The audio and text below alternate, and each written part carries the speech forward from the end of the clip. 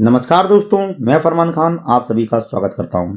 तो दोस्तों, आज हम डिस्कस करेंगे ग्रुप 2 सब ग्रुप 4 के क्वेश्चन पेपर को, जो 31 जनवरी 2021 को पहले शिफ्ट में हुआ था।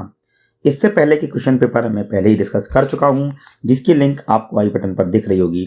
इसके अलावा इनकी लिंक आपको डिस्क्रिप्शन में भी मिल जाएगी। इन सभी पेपरों की एक PDF हमारे टेलीग्राम ग्रुप में आपको मिल सकती है।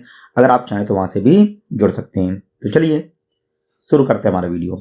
तो हम देखेंगे कंप्यूटर सेक्शन को। तो कंप्यूटर सेक्शन पार्ट बी का हिस्सा है, जो मैंने अपने पिछले वीडियोस में भी बताया है। चलिए डायरेक्ट वहीं पर जंप करते हैं। तो यहां पर हम बात करते हैं पार्ट बी में। तो पार्ट बी में हमारा क्वेश्चन अगर आपको दिख नहीं रहा तो मैं जूम कर देता हूं। क्या है कि MS आउटलुक ईमेल में BCC का पूर्ण रूप क्या है? Blind carry copy, best carry copy, behind carbon copy और ब्लाइंड कार्बन कॉपी। तो दोस्तों, BCC का पूरा नाम कहीं पर भी पूछा जाए वो हमेशा ब्लाइंड कार्बन कॉपी रहता है। तो आंसर हम लगाएंगे C, ब्लाइंड कार्बन कॉपी। तो क्या लगाएंगे हम? D, blind carbon copy. तो चलिए दोस्तों, नेक्स्ट क्वेश्चन देखेंगे हम। अगर आपको CC का फुल फॉर्म पता है तो आप मुझे वो भी बता सकते हैं कमेंट में। तो चलिए अगला देखते हैं। तो हमारा अगला क्वेश्चन है, URL का पूर्ण रूप क्या है? Unit reserve locator, uniform reserve locate, unit rate locate और यूनिफॉर्म रिसोर्स लोकेटर। तो दोस्तों, URL का पूरा नाम होता है यूनिफॉर्म रिसोर्स लोकेटर, जो कि यहाँ पर ऑप्शन डी में दे रखा है। तो यहाँ पर आंसर हो जाएगा डी। दोस्तों, यहाँ पर जो हिंदी दे रखी है यूनिफॉर्म रिजर्व लोकेटर, ये गलत है। तो अंग्रेजी में अगर आपने क्वेश्चन देखा होता तो आप बेहतर लगा पाते बनस्पत हिंदी के। तो मेरी सलाह हमेशा यही रहती है कि जब भी कंप्यूटर के क्वेश्चन किए जाएं उसे अंग्रेजी में प्रेफर करना है। तो चलिए अगला देखते हैं। तो हमारा अगला क्वेश्चन है, डैश मोशन इफेक्ट्स हैं जो हम स्लाइड शो में देखने में इस्तेमाल कर सकते हैं चाल और घटना को नियंत्रित करने के लिए। एक स्लाइड से दूसरी तक अग्रिम के रूप में स्लाइड का संचालन जोड़ते हैं। तो दोस्तों, ये बड़ा सिंपल है। यहाँ क्या बोला गया है? एक स्लाइड से दूसरी स्लाइड। यहाँ पर बस यही है। अगर एक स्लाइड के दूसरी स्लाइड पर हम जा रहे हैं और हम कोई इफेक्ट डालना चाहते हैं तो इन्हें हम बोलते हैं ट्रांजिशंस। क्या बोलते हैं? ट्रांजिशंस। तो यहाँ पर हमारा आंसर लगेगा बी। तो चलिए दोस्तों अगला देखते हैं। तो हमारा अगला क्वेश्चन है, कंप्यूटर पर basic input output system BIOS का उपयोग क्या है? Number 1, it helps the central processing unit. Number 2, it acts as a middleman between OS and hardware. Number 3, it help in power distribution. और number 4, it starts the computer. तो BIOS के बारे में बात की जाए तो बायोस ऑपरेटिंग सिस्टम और हार्डवेयर के बीच में एक बिचौलिए का काम करता है। क्यों? क्योंकि हमारी बूटिंग की प्रक्रिया, हमारी पोस्ट की प्रक्रिया एक्चुअली बायोस की मदद से ही पूरी होती है। तो यहाँ पर भी हमारा आंसर हो जाएगा बी। तो चलिए अगला देखते हैं। अगला क्या है, वेव बीकन से आपका क्या अभिप्राय है? तो वेव बीकन के बारे में बात करते हैं। सपोज करो हमें नहीं पता तो हम यहाँ पर एलिमिनेशन मेथड को अप्लाई करेंगे। पहली बात, यह एक जंक ईमेल है? नहीं। जंक ईमेल होता तो यहाँ स्पैम मिलता, तो ये आंसर नहीं हो सकता। नंबर 2, यह मेल पेन में एक डिफॉल्ट डिस्प्ले है। तो इन्होंने बोला हुआ है कि जब अपना मेल बॉक्स खोलोगे तो ये डिफॉल्ट डिस्प्ले है? नहीं, ये कभी दिखाई नहीं देता, तो बी आंसर भी नहीं है। Number 3, it is a spam mail that can be avoided by the user. ये एक स्पैम मेल है जिसे उपयोगकर्ता द्वारा टाला जा सकता है। तो स्पैम मेल का मतलब ही ऐसा होता है कि ऐसे मेल जिसे हम कभी भी टाल सकते हैं। तो ये भी आंसर नहीं है। तो 4 में से अगर ए नहीं है, बी नहीं है, सी नहीं है, तो ऑप्शन ऑटोमेटिकली क्या हो जाएगा? डी हो जाएगा। तो ये एक्चुअली है क्या? तो ये ट्रांसपेरेंट ग्राफिक इमेज है जिसे वेबसाइट या फिर ईमेल पर रखा जाता है। तो यहाँ पर आंसर हो गया डी। तो चलिए अगला देखते हैं हम। तो हमारा अगला है, MS एक्सेल में एकाधिक कार्यपत्रकों वर्कबुक का उपयोग करके कार्य पुस्तिका में डेटा की गणना कैसे की जाती है? तो दोस्तों, टेबल, 3D रेफरेंस, फॉर्मूला और चार्ट। तो यहाँ पर क्या बोला हुआ है? डेटा की गणना करना। तो डेटा की गणना करने के बारे में बात हो गई है। तो या तो आंसर बी हो सकता है या तो आंसर सी हो सकता है। अब क्या बोला हुआ है? इन्होंने बोला हुआ एकाधिक कार्यपत्रकों, मतलब एक से अधिक कार्यपत्रकों, मल्टीपल वर्क, एक वर्कबुक जिसमें मल्टीपल वर्कशीट हैं। देखिए, ये वर्कबुक यूजिंग मल्टीपल वर्कशीट। अब मल्टीपल वर्कशीट हैं और हम एक ही वर्कबुक में कैलकुलेशंस कर रहे हैं, तो वहां पर हमें सेल एड्रेस के साथ साथ हमें सीट एड्रेस भी चाहिए। मतलब किस सीट, जैसे A1 तो हर सीट में A1 होता है, B1 हर सीट में B1 होता है। तो जरूरी क्या है, हम रेफरेंस से काम चला तो सकते हैं लेकिन यहाँ शीट नंबर मिसिंग है। तो इसके लिए हम क्या करते हैं? 3D रेफरेंस का इस्तेमाल करते हैं। तो यहाँ पर आंसर हो जाएगा बी। फॉर्मूला क्यों नहीं हुआ? कि फॉर्मूले के बारे में, फॉर्मूला जो होते हैं वो कहीं पर भी काम करते हैं। और यहाँ कर क्या बोला हुआ है कि मल्टीपल वर्कशीट है जिसमें हम काम कर रहे हैं। तो जरूरी क्या है कि हर सेल एड्रेस के साथ साथ हमें शीट का एड्रेस भी देना पड़ेगा। तो चलिए अगला देखते हैं। अगला, कंप्यूटर स्क्रीन पर प्रत्येक पिक्सल कंपाउंड्स के 3 छोटे डॉट से मिलकर बना होता है। तो कौन से होते हैं? तो हर एक कलर जो होता है वो 3 बेसिक रंगों से मिलकर बनता है और वो RGB, रेड, ग्रीन, ब्लू, जो कि हमारा पहला ही ऑप्शन है। तो यही हमारा आंसर है। तो चलिए अगला देखेंगे हम। तो हमारा अगला क्वेश्चन क्या है, चलिए देखते हैं। चलिए, स्क्रीन रेजोल्यूशन का क्या अर्थ होता है? नंबर 1, हमें स्क्रीन की चमक बताती है? नहीं, स्क्रीन रेजोल्यूशन का चमक से कोई लेना देना नहीं है। नंबर 2, हमें बताती है कि स्क्रीन पर कितने क्षैतिज और लंबवत पिक्सल हैं। तो दोस्तों, स्क्रीन रेजोल्यूशन की हमने डेफिनेशन पढ़ी थी कि total number of pixel in a display में कुल पिक्सलों की संख्या। अब ये जो डेफिनेशन है वो लगभग मैच कर रही है 20 से, लेकिन फिर भी आगे पढ़ के देखते हैं। हमें यह बताती है कि स्क्रीन पर कितने आइकन है? नहीं। इसका उपयोग नाइट मोड को समायोजित करने के लिए किया जाता? नहीं। तो दोस्तों, हम कभी देख रहे हैं कि इनमें से भी ऐसा ऑप्शन है जो क्या है, हमें ज़्यादा नज़दीक लेकर जा रहा है हमारे आंसर के। तो यहाँ पर हम आंसर लगाएंगे बी। तो चलिए अगला देखेंगे अब हम। तो हमारा अगला क्वेश्चन क्या है, देखते हैं। चलिए, डैश का उपयोग वर्ड 2016 में इमेज के कम आकार के संस्करणों के लिए किया जाता है? Thumb type, preview panes, thumb document और थंबनेल्स। तो क्या बोला हुआ है, इन वर्ड 2016 में reduced size version of images का छोटा वर्जन। तो किसी भी इमेज का जो छोटा वर्जन होता है उसे हम क्या बोलते हैं? थंबनेल्स कहते हैं, जो कि ऑप्शन डी में दिया हुआ है। तो यहाँ आंसर हो जाएगा हमारा डी। चलिए अगला देखेंगे हम। अगला एसक्यूएल का पूरा नाम। दोस्तों, यह व्यापम के पेपरों में लगातार पूछते रहते हैं और हम सभी जानते हैं कि एसक्यूएल का जो पूरा नाम है वो होता है स्ट्रक्चर्ड क्वेरी लैंग्वेज, जो हमें कहाँ दिखाई दे रहा है, जो कि हमें दिखाई दे रहा है हमारे ऑप्शन नंबर डी पर। तो यहाँ पर भी आंसर हो जाएगा हमारा डी। चलिए अगला देखते हैं। तो हमारा अगला क्वेश्चन क्या है,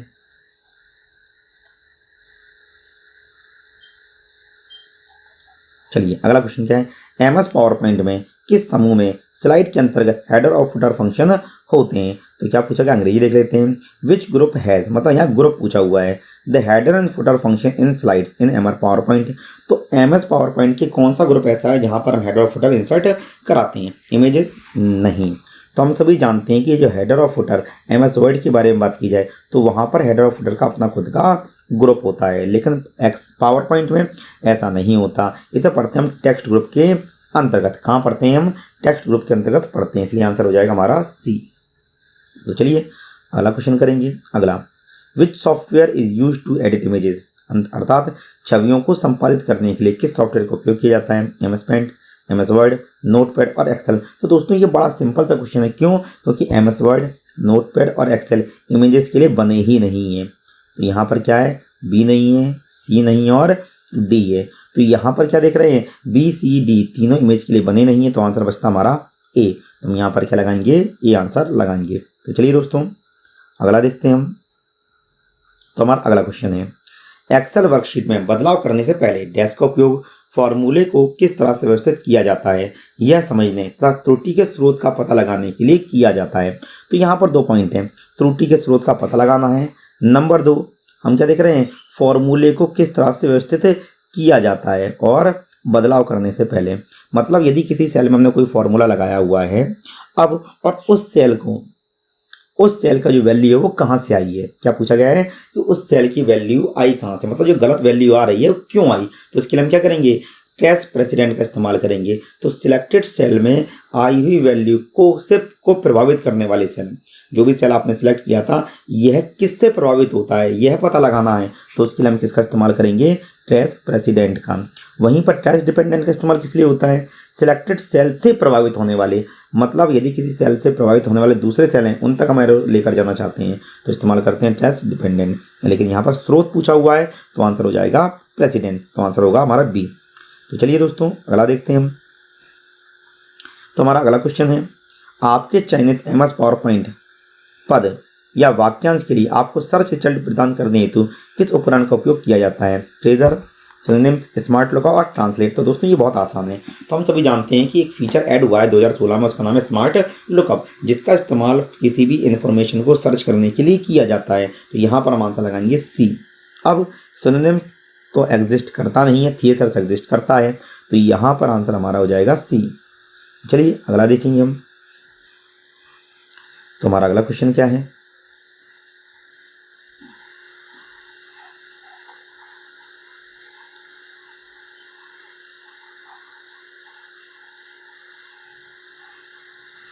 चलिए देखते हैं अगला क्वेश्चन कहाँ है। हाँ, एमएस वर्ड में स्मॉल कैप के लिए प्रयोग की जाने वाली शॉर्टकट कुंजी क्या है? मतलब स्मॉल कैप्स करना चाहते हैं तो हम क्या करें?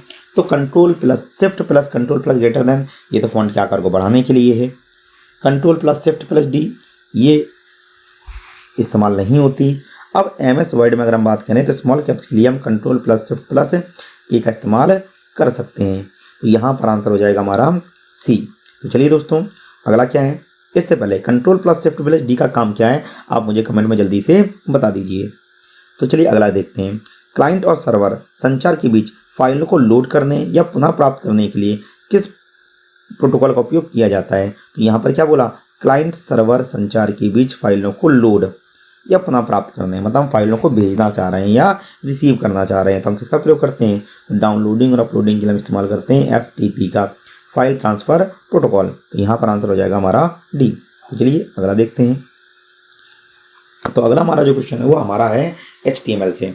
तो हाइपरलिंक के साथ जुड़े इमेज मैप के भीतर क्लिक करने योग्य क्षेत्रों या सक्रिय क्षेत्र को परिभाषित करने के लिए क्या उपयोग किया जाता है? तो हमसे टैग पूछा हुआ है।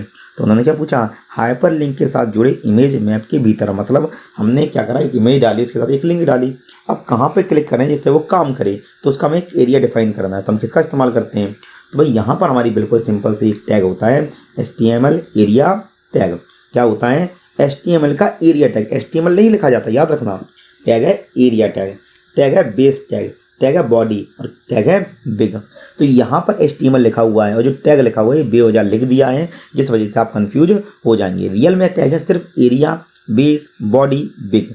तो यहाँ पर हमारा आंसर हो जाएगा ए, एरिया टैग। तो एरिया टैग का इस्तेमाल किया जाता है कि वह क्षेत्र जहाँ पर हम लिंक पर यहाँ पर हम क्लिक करें और हम हाइपर लिंक से कनेक्ट हो जाएं। तो चलिए अगला देखते हैं। तो हमारा अगला क्या है? डैश नहीं, ये हमारा नहीं है, ये तो मैनेजमेंट का क्वेश्चन है। चलिए अगला देख लेते हैं।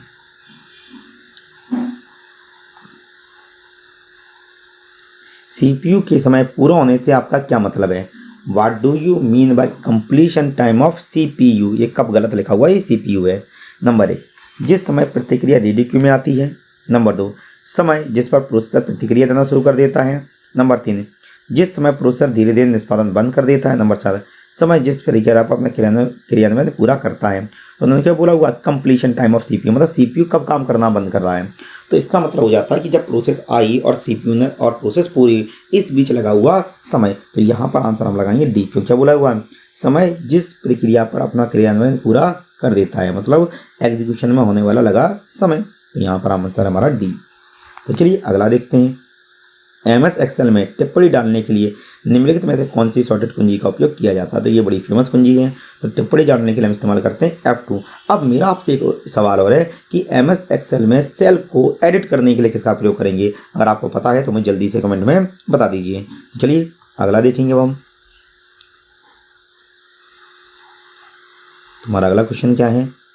चलिए तो अगला हमारा है 87 नहीं, यस हमारा ही है। जैसे ही आप डैश करते हैं एक अपॉइंटमेंट मीटिंग बन जाती है। नंबर 1, किसी अन्य व्यक्ति से शेड्यूल मीटिंग में जोड़ना। ईमेल टू एवरी अटेंडेंट और another person, add in the address book to another person, invite another person. तो दोस्तों जैसे ही हम क्या कर रहे हैं, किसी व्यक्ति को मीटिंग में जोड़ना चाह रहे हैं, तो अपॉइंटमेंट मीटिंग कैसे बनेगी? तो इसका आंसर होता है इनवाइट अनदर पर्सन। तो यहाँ जैसे ही हम इनवाइट करेंगे तो हम क्या हो जाएंगे, उसको अपॉइंटमेंट मीटिंग में जोड़ लेते हैं। तो आंसर हो जाएगा हमारा डी। तो चलिए अगला देखते हैं। तो हमारा अगला क्वेश्चन क्या है? ओके, तो अगला क्वेश्चन क्या है हमारा? What is the deadlock situation the processor? Processor में गतिरोध की स्थिति क्या है? तो डेडलॉक की डेफिनेशन क्या है? एक ऐसी परिस्थिति जिसमें प्रोसेसर की सभी क्रियाएं अनंत काल के लिए वेटिंग स्टेट में चली जाती हैं। तो पढ़िए, ये कहाँ लिखा हुआ है? सिस्टम लॉक हो जाता है? नहीं। ऑपरेटिंग सिस्टम करप्ट हो जाता है? नहीं। 2 या अधिक कार्य कभी प्रगति नहीं करते और प्रत्येक प्रतीक्षा कर रहा होता है। मैंने क्या बोला?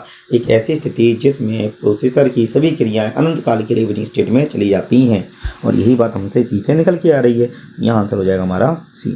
तो चलिए आगे देखेंगे हम। अगला डैश एक कंप्यूटर प्रोग्रामिंग मॉडल है। ध्यान दीजिए, कंप्यूटर प्रोग्रामिंग मॉडल है जो डेटा या ऑब्जेक्ट के आसपास सॉफ्टवेयर डिज़ाइन का आयोजन करता है। ऑब्जेक्ट जिसे डेटा फील्ड के रूप में परिभाषित किया जा सकता है क्योंकि इसमें अद्वितीय विशेषताएं होती हैं। अंग्रेजी पढ़ते हैं। Dash is a computer programming model that organizes software design around data और ऑब्जेक्ट। अब देखिए यहाँ देखिए कितना अच्छा लिखा हुआ है, programming model that organize software design around data और object which can be defined as data field as unique attribute. और अंग्रेजी में ज़्यादा बेहतर समझ में आ रहा है, मतलब एक ऐसा सॉफ्टवेयर हम बना रहे हैं जो ऑब्जेक्ट के आसपास घूमता है और ऑब्जेक्ट को डाटा फील्ड जो कि यूनिक प्रॉपर्टी को रखता है या डिज़ाइन किया जाता है। तो कहीं ना कहीं हम बात करें ऑब्जेक्ट ओरिएंटेड प्रोग्रामिंग मॉडल की, तो यहाँ पर हमारा ये आंसर दिया हुआ है सी। इसके अलावा फ्लो चार्ट और सीडो कोड हो नहीं सकता और इनमें से केवल एक ही ऐसा है जो क्या करता है, प्रोग्रामिंग मॉडल का ऑप्शन हो सकता है, तो आंसर था सी। तो चलिए अगला देखते हैं हम। हमारा अगला क्वेश्चन है, निम्नलिखित में से किसने माइक्रोसॉफ्ट वर्ड विकसित किया।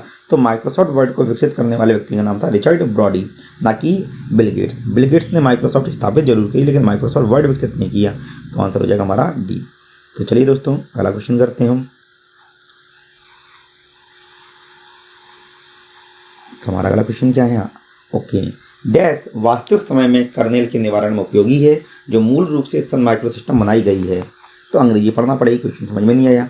Dash is useful in the trouble shooting kernels in real time which is originally created by Sun Micro System. तो ट्रबल शूटिंग के लिए ध्यान दीजिए, ट्रबल शूटिंग के लिए हम किसका प्रयोग करते हैं, तो ट्रबल शूटिंग के लिए इस्तेमाल होता है डी ट्रेस का, इसका इस्तेमाल होता है डी ट्रेस का इस्तेमाल होता है। वहीं पर डी में डी लोकेट और डी एड के थोड़े से काम दूसरे हैं, वह हम किसी दूसरे वीडियो में समझेंगे। तो यहाँ पर हमारा आंसर हो जाएगा बी।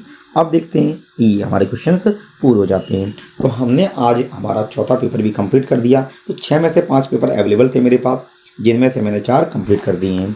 अब इसका जो लास्ट वीडियो होगा वो मैं कल बनाकर डाल दूँगा। अगर आपको हमारा प्रयास पसंद आ रहा हो तो इसे लाइक कीजिए, चैनल को सब्सक्राइब कीजिए और इसी तरह के दूसरे वीडियोज़ को देखने के लिए आप हमारे साथ जुड़े रहिए। मिलते हैं नेक्स्ट वीडियो में, तब तक के लिए नमस्कार।